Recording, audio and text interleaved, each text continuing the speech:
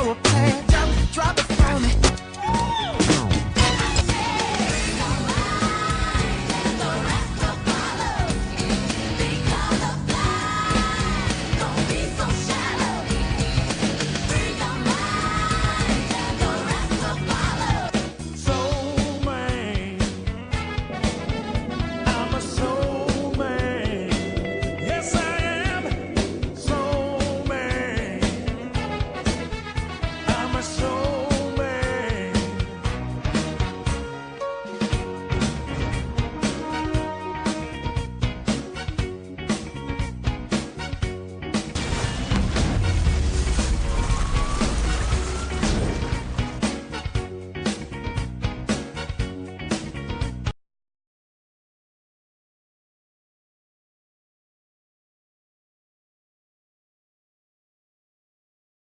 But I just love it because, you know, it's always been in my heart.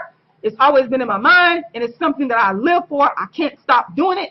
And I just want to share everything with the world. Shout out to the brother Taalik that made the video about supporting me yesterday. Shout out to you. I just want to thank you to all my new subscribers. Thank you. I love y'all. I appreciate y'all.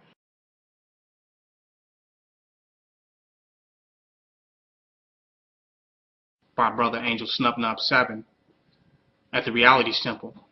And to give props to him, because I listened to all of Angel Snubnub 7's videos. I think that he comes from a different angle, and there's a powerful message in a lot of the videos that he put out, and I try to catch all of them. I look at him as a free thinker and a person that's willing to challenge those of which he don't agree with or which he may think differently from, and I really respect him for that. He's challenged KNBS, and he has also challenged the black supremacy movement as well.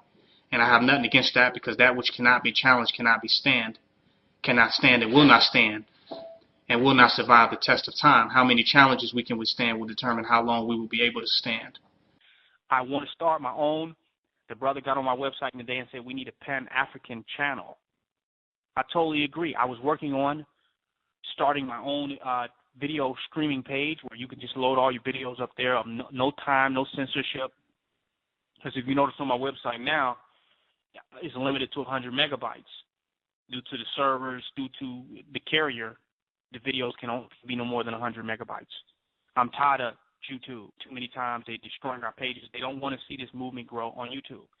You see some of my videos and you look at them and they like got 10 views, 20 views. That's not because, and then people will look at that and they'll make them think, oh, he's not getting the views. No, I have so many YouTube pages destroyed that they don't want to see me effectively and successfully build up this momentum and stream of people watching my videos. I'm just as big as the bigger people on YouTube, but you cannot see it because they make it that way by constantly destroying my pages to destroy the momentum that I am building up on YouTube. So it's not going to work on YouTube. You all see how long I've been on YouTube. No one has been more resilient, pushing more harder on YouTube than I have. I must add, brother Angel Snubnub 7, brother Taalik Ibn'rad. Many of you all have not heard of him, and it's a reason for that you haven't heard of brothers like that who's coming with a profound message. Every day this brother does like an hour of dissertation on YouTube, but no one's hearing him. His message is not getting out. Powerful message, more powerful than most messages that are out there. Very real, very radical, very sincere, very diligent, very consistent, and very little hypocrisy in what he speaks. At least he's true and sincere about what he's talking about. He's not doing it for money, selling no projects, selling no products, trying to do lectures. He's actually coming on there, offering some critical thought and critical analysis every day consistently, but most people have not heard of him. Not because he's lazy. I see him. He got thousands of YouTube pages. I see him constantly putting out videos, but you haven't heard of him. That's by design. That's by design of white supremacy. That's because you all want to hear the popular message and not the real and raw message. And YouTube makes sure of that. They make sure that they can constantly stomp out your Messiah. They let the Messiah get further enough just for you to hear who the Messiahs are. And as soon as you hear them, bam, they cut off. Damn, job well done. So we have to create our own sites.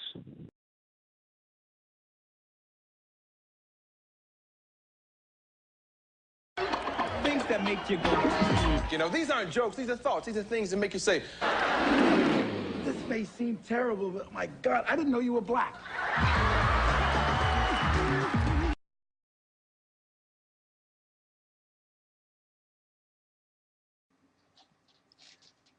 I want to know, are you like me?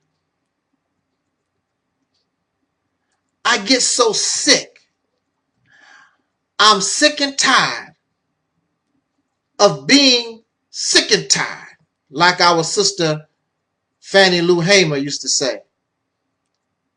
We all those involved, we should be sick and tired of being sick and tired of this conflict, this issue, this topic that has been going on now for almost 500 years that really has nothing to do with none of us. It started 500 years ago and we pass it down from generation to generation. You and I, all of us should be ashamed of ourselves. But this is what we have done.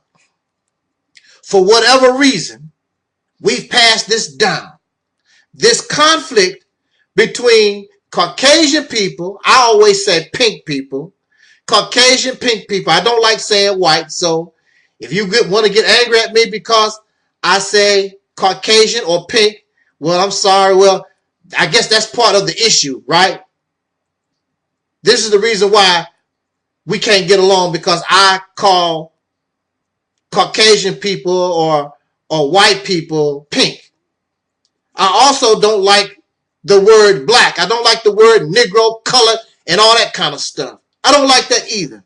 But for the purposes of this video, we're going to say black and white. Even though I don't like saying black, and I don't like saying white either. But for the purpose of this video, we're going to say black people and white people. We should be sick of this conflict, this issue that has been going on almost 500 years. I did not create it. You did not create it. But we who live today have a responsibility to stop it in its tracks. Why are you and I continue to pass this mess to future generations?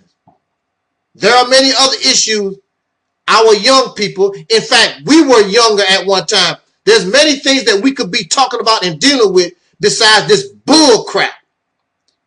Because I am told in this nation, we're all supposed to be American citizens. There should not be a black community. There should not be a white community. There should not be an Irish community or a German community or a Chinese community. This shows separation. It should be the community of America. All of us should be looking out for one another. There's nothing wrong with wanting to be around people like ourselves. But when you see another community, when you see another person who is supposed to be a citizen and they're not doing that well, then the other citizens should take it upon themselves. Well, we need to get their stuff straight. We need to help them until they can become functional like the rest of us. But that's not what you see. You see people who make mockery of the black community, degrade and humiliate, and do things to hinder the development of what is called the black community. Nobody is acting like a real American citizen until something like 9/11 happens, until some type of tragedy. Then we all are in this together, because now something affects you. If the disease of AIDS only affected black folks, Caucasian people really wouldn't have, well, that's a Negro disease. But when drugs and AIDS and all these different things begin to affect them, now we all in this together. We need to stop being hypocrites and fake. That's a lot of the problem. So we pass this mess on to our unborn generation. That's a damn shame. When I was a child in the 1970s, now this is the 1970s. I'm not talking about the 1960s. We're talking about the early 1970s. When I was a child, we used to have fire drills, tornado drills or whatever, but we also had a drill for riots. Are you listening to me? We had drills for riots because black teenagers and white teenagers was fighting each other. And they would bring it to the grade school where we were little children. We didn't even know what was going on. What is this race thing? I didn't even know what this thing was about. But the black teenagers was fighting the white teenagers. And they would call a riot drill, and we would get under our we would treat the race riot just like we would a tornado drill or a nuclear bomb drill or whatever. Ain't that sad? The first time I got called nigger was by a little baby Caucasian girl. She might not have even been 4 or 5 years old, somewhere in there. I was going to buy a bicycle, and was walking by her fence, and she was making a snowman. It just so happened she looked up and saw me, myself and a friend of mine. We was walking to go to the store. We was going to buy our first, bicycle. And the little Caucasian girl looked up at me and she said, "Mama, there's some niggas out here." I'm like, wow. That's the first time I had heard people get called the word, but I never was called that myself. And the little girl's mama came out. She said, "Oh, I'm so sorry. I don't know." She acted like she didn't know why the little girl was saying something like that. The little girl did not know. These are taught behaviors. Some people talk it's natural. No, that's a damn lie. These are taught behaviors. My best friends, when I was little, was Caucasian children, and none of them ever called me nigger. None of them. The only one called me nigger was other black folks. My Caucasian friends never called me nigger. So how long are we going to stand this? As adults, how can you look at yourself in the mirror, be a grandfather, grandmother, great-grandfather, and we live and we still behave and won't take no action to destroy this bull crap so our future generations won't continue to have to deal with this mess?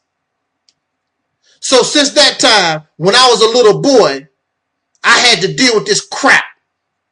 And so now I'm an adult. And my sisters and brothers, they have children. And their children now have children. And this crap is still going on. So clearly, somebody is benefiting from this madness. I know I'm not benefiting from the madness. Are you benefiting from the madness? I know the government. The government has the power. It has the resources. It has the influence to stop all this right now. The government allows this to continue because it needs distraction in society. It needs black and white folks to keep this crap up. It's always black. It's never black. It's never black versus the Chinese. It's never the Chinese versus the white people. It's never the white people versus the Mexicans. Well, sometimes it is, but basically every time that you turn on the news, it's always, well, a white cop shot a black person. Well, the black dude raped a white woman. It's all this black and white garbage every day. It's conditioned. This is done on purpose. The government should be ashamed of itself. You have a president. I don't expect it from Trump. I don't expect too much from Trump. You didn't get no kind of action from Obama or Bush or Clinton. The government don't want to mess with it because we don't want to deal with the reality of things and how to straighten this up because they don't want it. They need this distraction. So you be so stupid, caught up in black and white, caught up in television, reality shows, the liquor store, tripping on your penis and your vagina, all this other crazy stuff to keep you a slave. That's what it's all about. They keep you a mental slave. They keep you under control. Then you have black leadership. They actually, this is so sickening. You have black leadership, and some people call these people race hustlers, and that's what they are, clearly. They make a career, they make money off of this mess. So the Caucasian people taught that you was inferior. Now I'm going to make money showing that you are superior. So you're going to buy all these books and DVDs to show that you're a king and a queen and all this garbage, and this mess still continue to roll on and on and on. All this knowledge, all this information is not stopping nothing. It's the same bull crap, and you're going to pass this down to your children. You should be, as an adult, all of us should be ashamed of ourselves. My little grandniece, grandnephews, our children should not inherit this madness when we can stop it, nip it in the bud. You know you're not going to get any help from the government. You know leadership.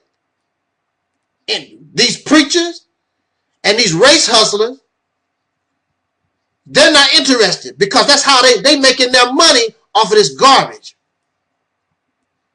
So it's going to take the unification and the speaking, the coming together of ordinary people like myself and other sincere people in order to destroy this, stop this crap once and for all.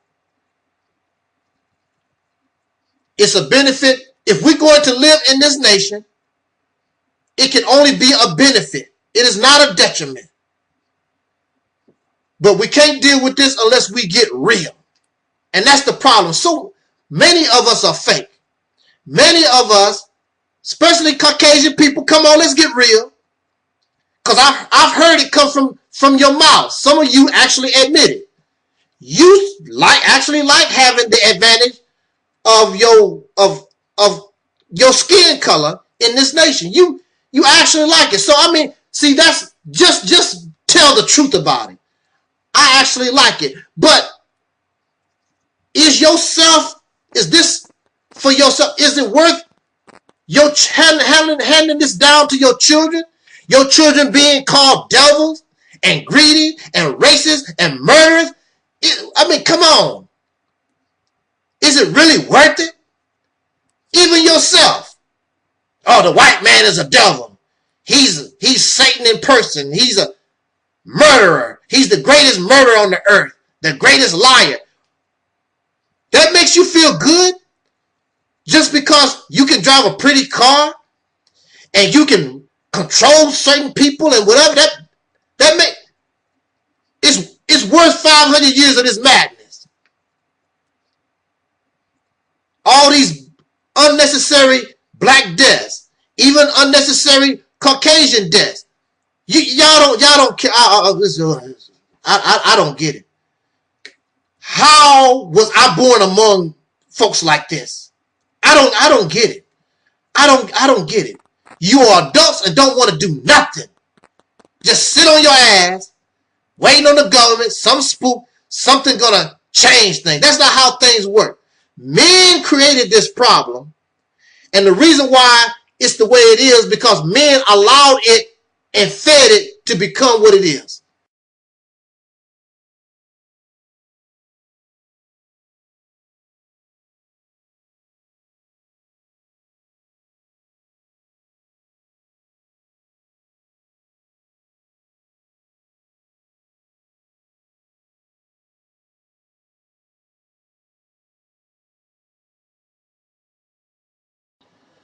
I would like to use this opportunity, and I thank you so much for joining me. I want to use this as an opportunity to clarify and make solid my position when it comes to separation of the so-called races, those involved being black people separated from Caucasian people. My official position is that I advocate separation. And because I advocate separation and I present this as an option, from some people, it has brought, not from Caucasian people, but from dark-skinned people, it has brought me much problems. They very upset. Negroes, that separation crap, you stupid. Pack your bags and go to Africa and all kinds of dumb stuff. And these people who don't like the fact that I advocate separation, they try to put me in the same category as these other persons or groups or whatever that talk about black nationalism, go back to Africa or whatever. We are not the same. You trying to make me like them is going to make you look like a fool because I am not them. My position is different from theirs. I don't claim black. They claim be proud of black. I don't claim that. I call us the people of soul. I take us out of that genre of what we call race by calling us the people of soul. Matter of fact, it's not a label that I created. We called ourselves the people of soul, just like we said black back in the 60s, late 50s, 70s.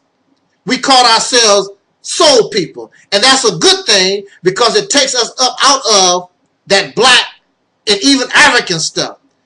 Prior to Europeans, there is no dark-skinned people that ever called themselves black or African. It all comes from races. And if you go to Africa, or if you know anything about the people of that continent, they don't accept being called African or black either. So I don't know where y'all getting all this stuff from. And I never talk about going back to no Africa. I talk about going to any place on this earth that can give you peace, period. I don't care where it's at. So there is a fella or a group of people, they talk about me, they cannot talk about me. They just use profanity. They use cartoon clips and movie clips that they found somewhere to speak about me. You cannot speak to me. You cannot come to me like that. Be a man, be a woman, and speak your mind. But you can't because you don't understand who you're dealing with. You're trying to talk to me like I'm some of these other folks that you deal with, and I am not them.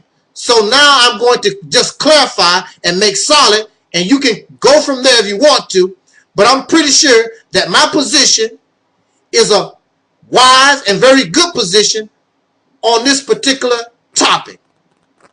I do advocate separation. It must be an option because it is natural to wish to separate from those who can cause you harm, cause your family harm. In fact, they will murder or kill you. It is natural to want to get away from those who can cause you harm. Now, the same people talk about separation. The idea of separation is much older. It's 400 years old or 300 years old since the end of chattel slavery. No, that's incorrect. Actually, to be real, they both got started about the same time. Once the war was over, the government or the leadership, the Caucasian leadership, talked to the so-called black leadership. I don't know where my ancestors was in the conversation, but they was given an option.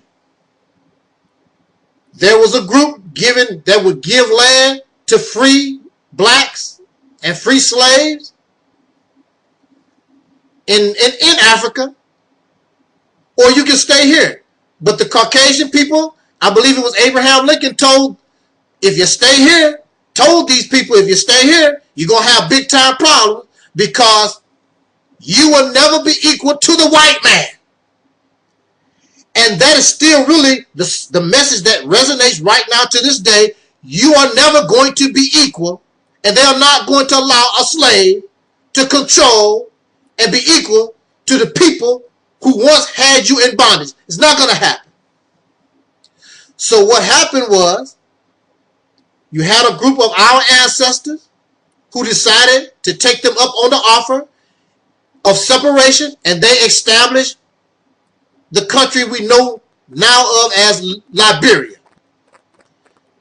And there are many of you who talk about, well, Liberia, this, like, you have not created nothing. You're living here, being murdered by Caucasian people every day, eating tainted food, complaining every day. You ain't did a damn thing. So whatever Liberia is, they are doing their own thing. They're not living here. You actually live with the races. So we are the descendants of those who decided to stay with the races and tolerate the lynchings, the murder, the rapes, the redlining, housing discrimination, all the crap that they put on us, Jim Crow, the Black Code laws, the Sundown Law, whatever it is. Our ancestors decided to stay here for whatever reason with these people who are murderers, liars, and killers and manipulators. They decided to stay with them. We are their descendants. Instead of, we are the descendants of integrationists, those who tried to integrate with the oppressor, which did not start 50 years ago, did not start with Dr. King, did not start with the civil rights movement. It started all the way back then. They want to, this is my country too, and all that crap that we keep saying today. They decided we're going to tolerate these crackers, and another portion of our ancestors established Liberia. Now, so we've been living, trying to integrate since that period of time. Those who separated they established a country. You live with what have you established? What you got going on? Oh, you proud because you have Oprah Winfrey, Beyonce, Will Smith, a football team. The people that separated have their own country. And you have symbols. Symbols that you look like you might be accepted one day.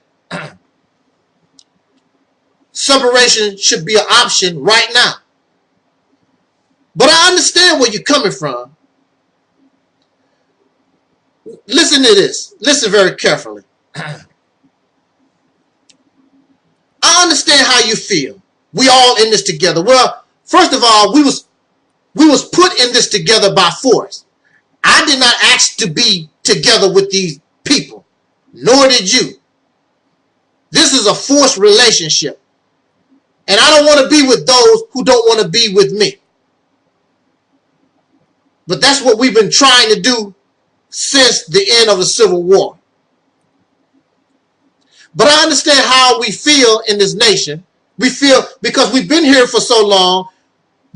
We part of this. Even it doesn't make any difference. If you don't control nothing, I don't care how much you think this is mine. If you own a car, but somebody else is driving it, somebody else is taking it where it needs to go, you own it, but you can't never drive it, you don't control nothing. What's the sense of talking about, I own a car and we never see you drive, somebody else is doing all the driving, somebody else is doing everything. So I mean, what are you gaining?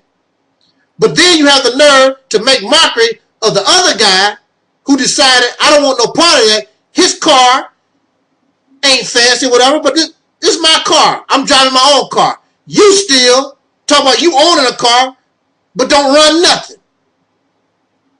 But listen to this, I understand what you're talking about, because it's just like these people who were in the hurricanes. There are people, even though a hurricane is coming, even though a tornado is coming, a flood or whatever, they want to stay in their house because this is my house. This is all I know. I want to stay in my house. So the United States of America, this is all that you know. This is your house. And you understand the racism, but I'm going to tolerate it. I'm going to tolerate the racism just like I tolerate the flood, just like I tolerate the tornadoes and the savage wild animals or whatever it is. This is my home. I'm going to deal with it because I live here. This is all that I know. I understand that. However, in many instances, it's very wise. If there's a flood, you need to get the hell out. It would be wise if there's a tornado coming, get the hell out. So you expect people to cry for you. You know that the flood is coming. You know that the tornado was coming. You know that the wild buffalo was getting ready to come through. And we're supposed to sit back and cry for you. Oh, I feel so sad. They got flooded out. Oh. That's not how things work. You asked for it because you have a loyalty. This is all I know. Well, now you have to accept the consequences. But the sad thing is, you making decisions for future generations. You passing the same cowardice, the same ignorance, the same foolishness down to children by being stupid. This is my house, so if people come in my house with knives to stab me, this is my house, so you're going to stay in your house and let these people stab you instead of running out the back door. That's your mentality. Now, if you're going to stay in America or want to stay in this United States, I'm an American citizen, we all in this together, then we need to use everything that we have access to. So if you're going to vote, you're going to have to vote in an effective manner, but you don't.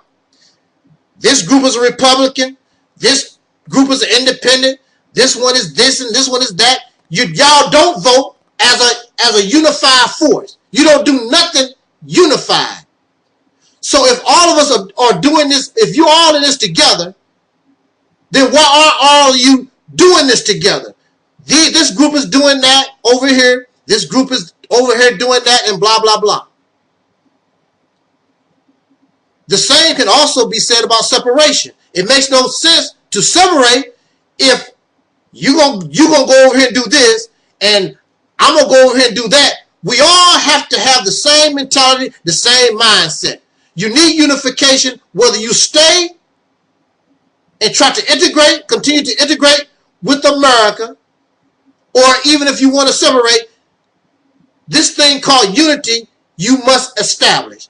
So if you stay here in America, and we are here, this is our own home, we're going to tolerate everything. We've been tolerating it since the end of the Civil Wars. Then whatever you do, whatever you get from voting, whatever you get from building schools and businesses, then it must achieve your goal of becoming part and accepted in the society. If the society does not accept you, even though you have a low crime rate, you're moral, you're a very good citizen, all that stuff that he talk about you, you solved all this, but the powers that be still don't treat you like an equal, then a wise person, an adult, said, the hell with this, I'm going to go find me my own. Now, to begin the process of separation does not mean the older people have to go nowhere.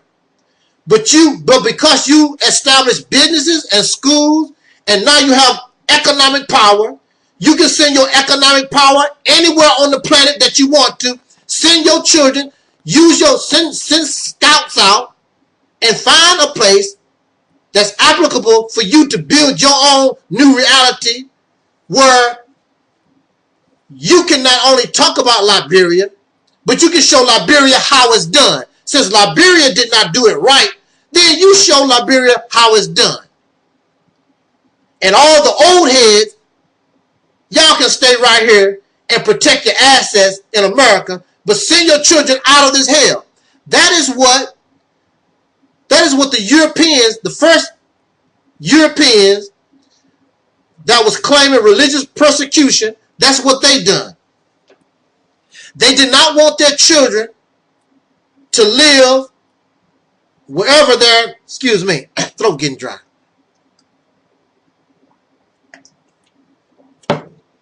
those first Europeans did not want their children to live in wherever they came from because they did not want them to be influenced. It does not make any sense to separate from Caucasian people, but you still act like them, you still behave like them. They still influence you. That is the problem with the African continent after colonialization, because those people on that continent of Africa still act like and have the mindset of Europeans. Those who established Liberia, they did not know nothing except slavery and being the European way of life. So when you look at Liberia, it's nothing but an offshoot of the United States because that's all that they knew. But now, in 2017, we are way beyond that, and we can establish something brand new. However, again, separation is an option.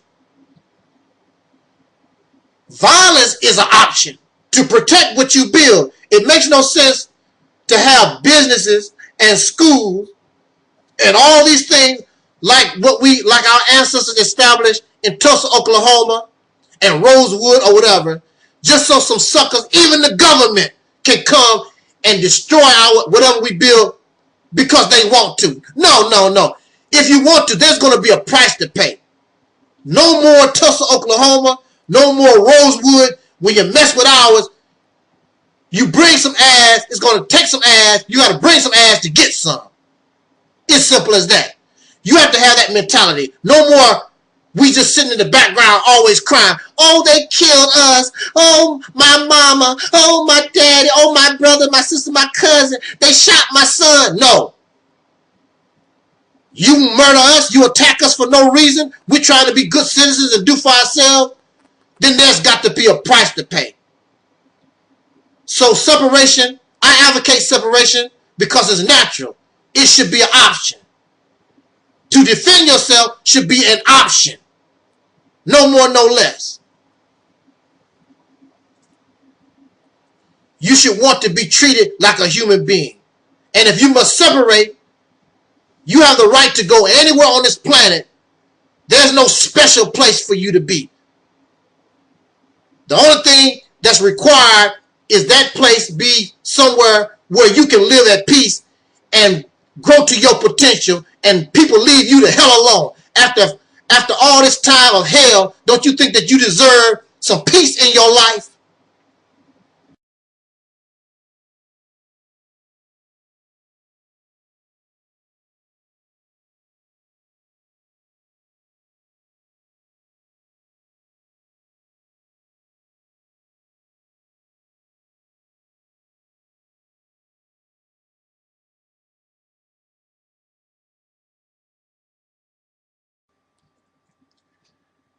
Of course, I have the warning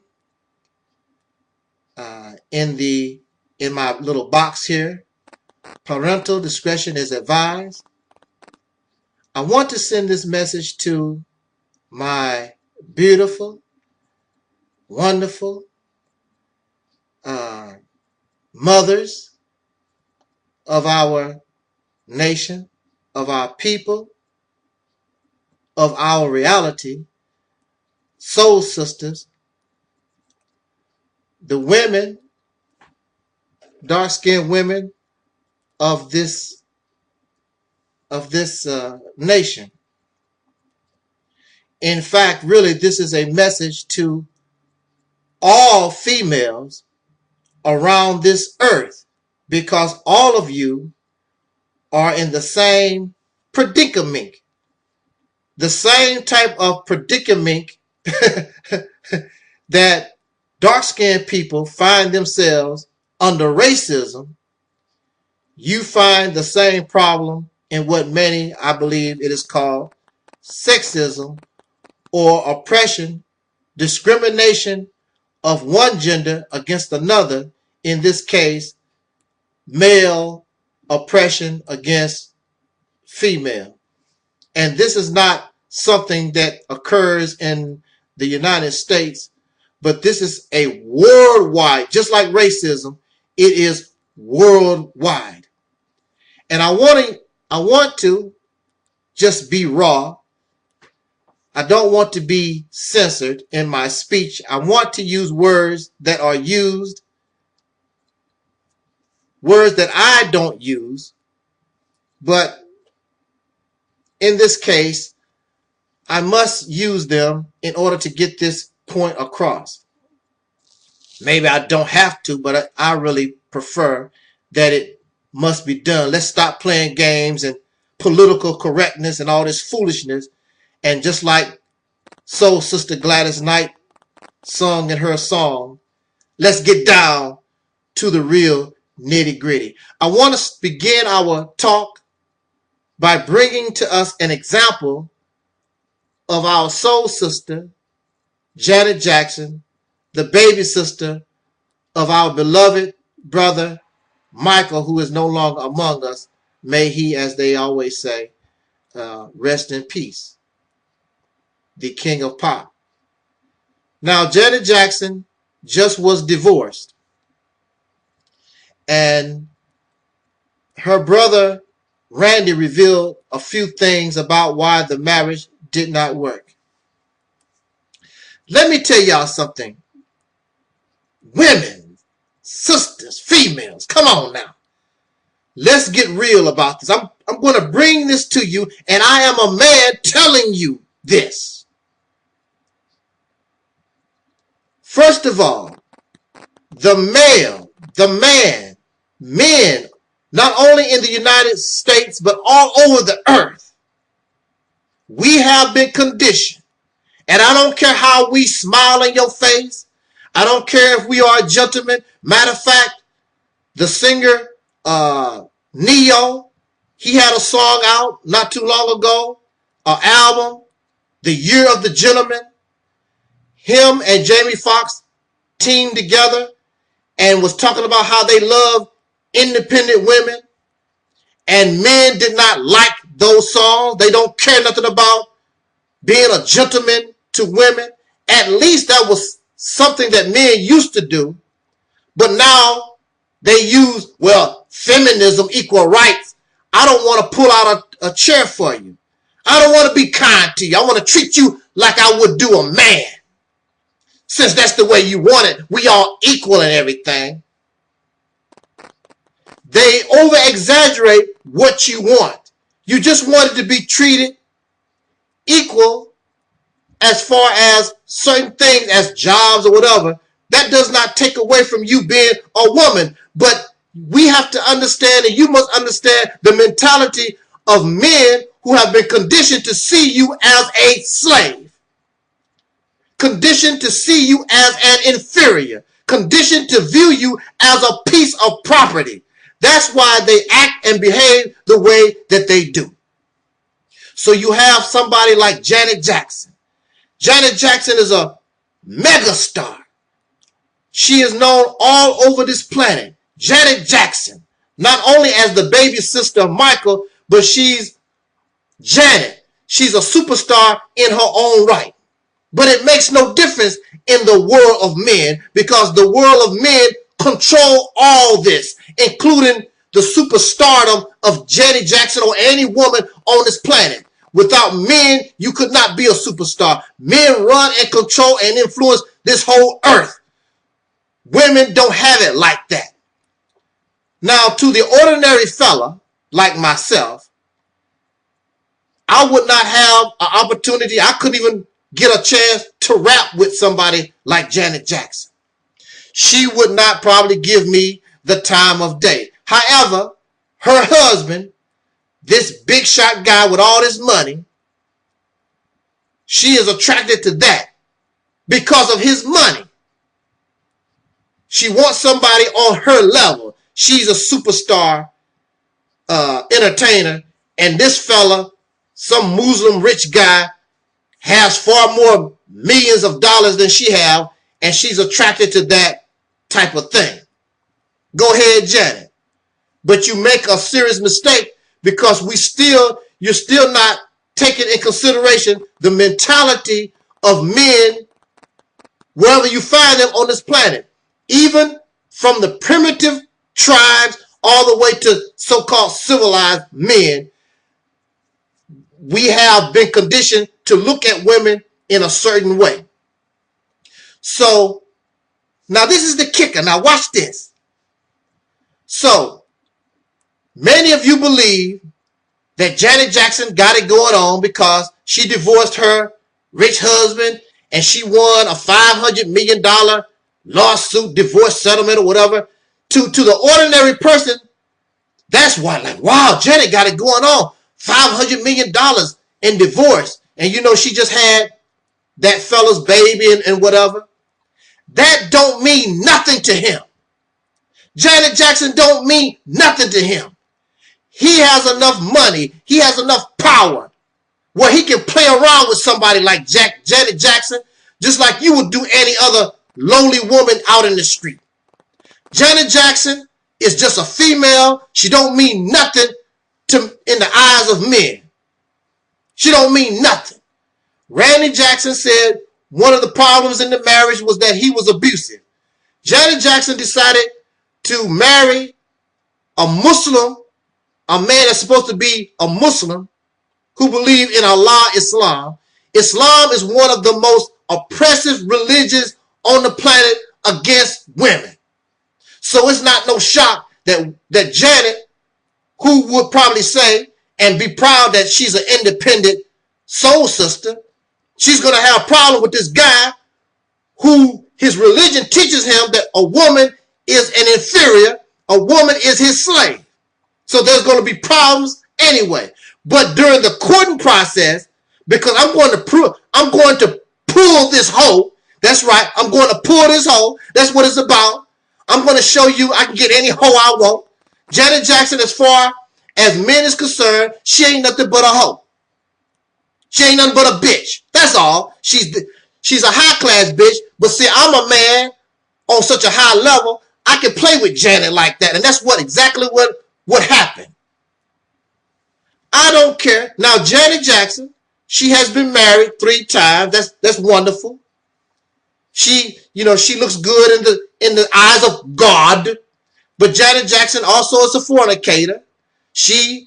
There was rumors she messed around with people like persons like Robert De Niro. She messed around with Justin Timberlake.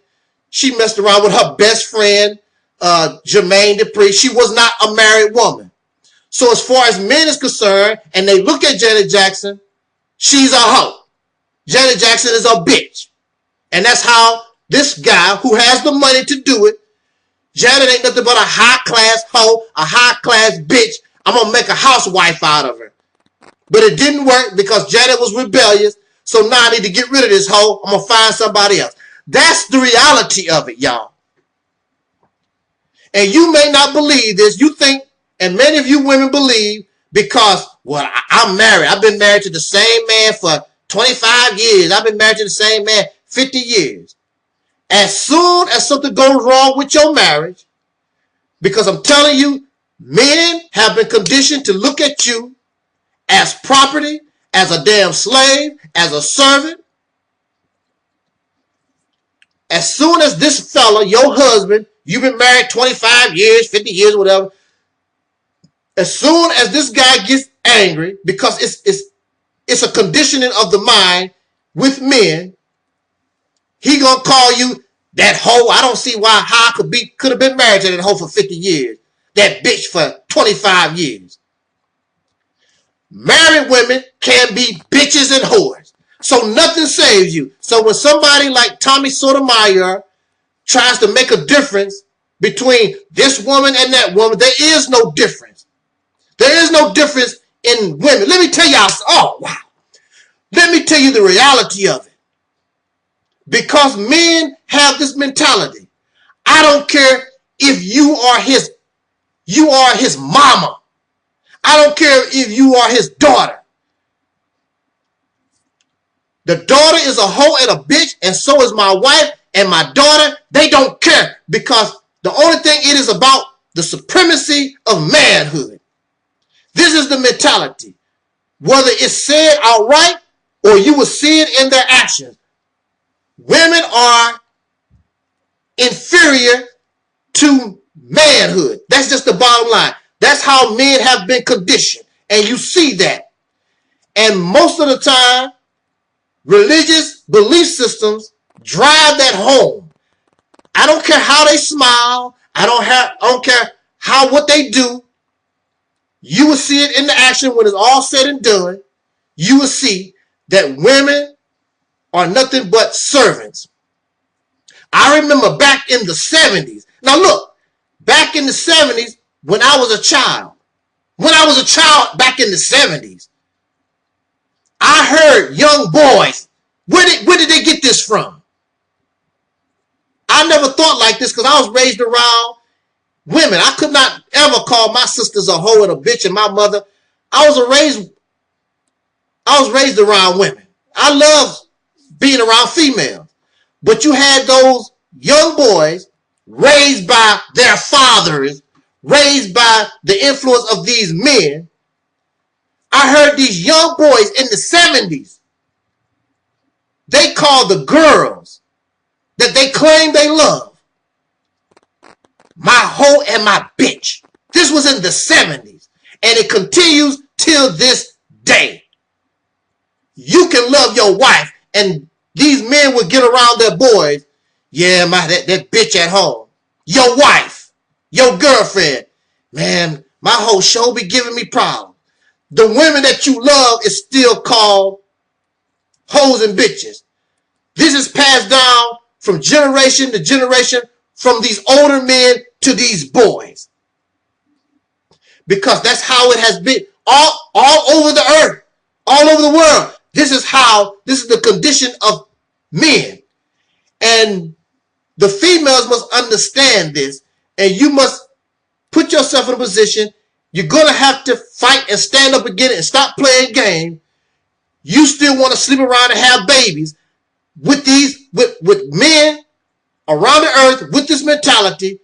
You are foolish.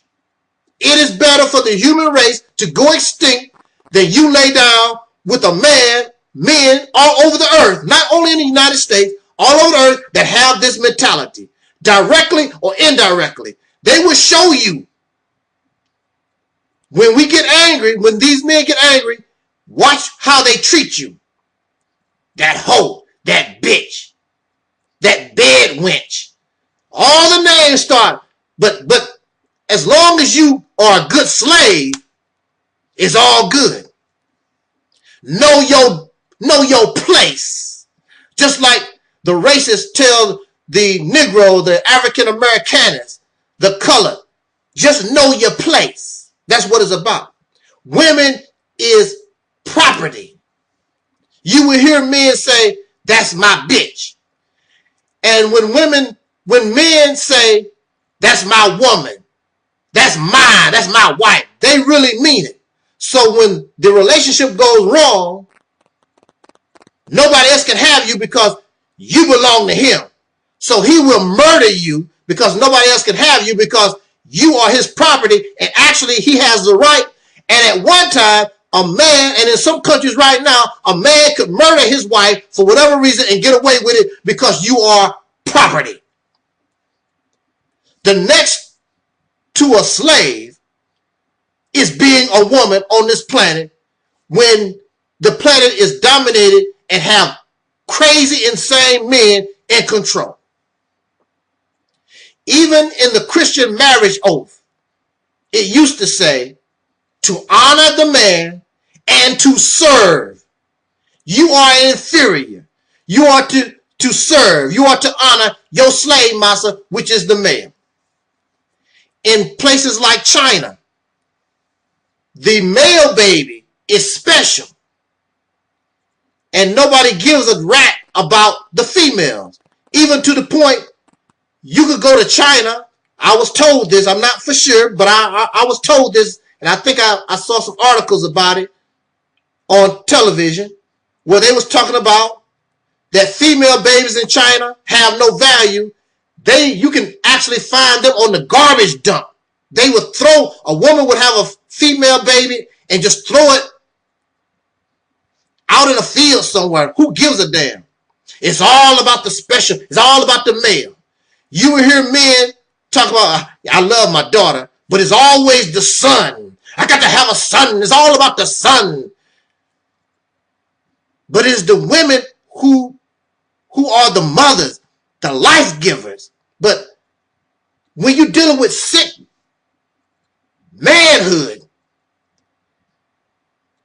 that's why you have homosexual behavior, because the man has glorified and fallen in love with himself. The only thing he needs a woman for is for sexual pleasure and to make more men.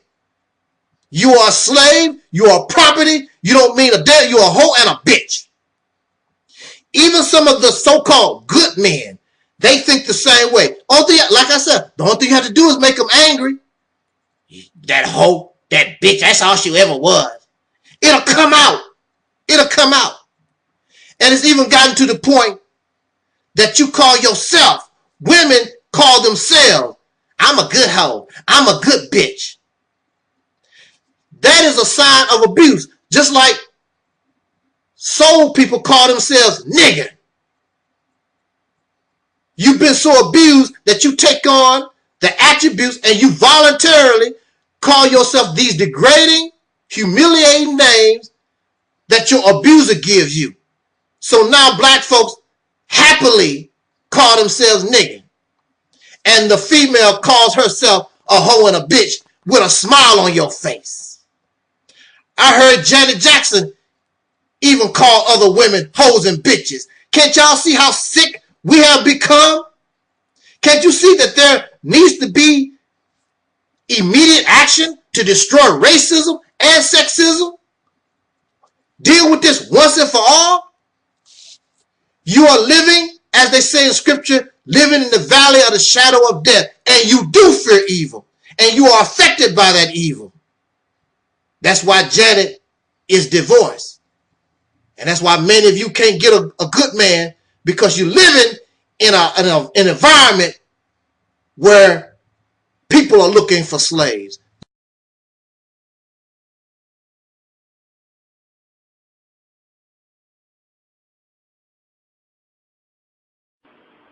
Welcome to the Reality Temple on Earth. My name is Jeroen, and I would like to say that Angel Snub 7 isn't a racist at all. He's a good friend, and I owe him a lot of support, and I would like to say that we have one common goal, and that is psychiatry is worst scam on earth, okay? Because they drug people, they drug children, they give people more problems than they already have, and yeah, that's about it for the first video.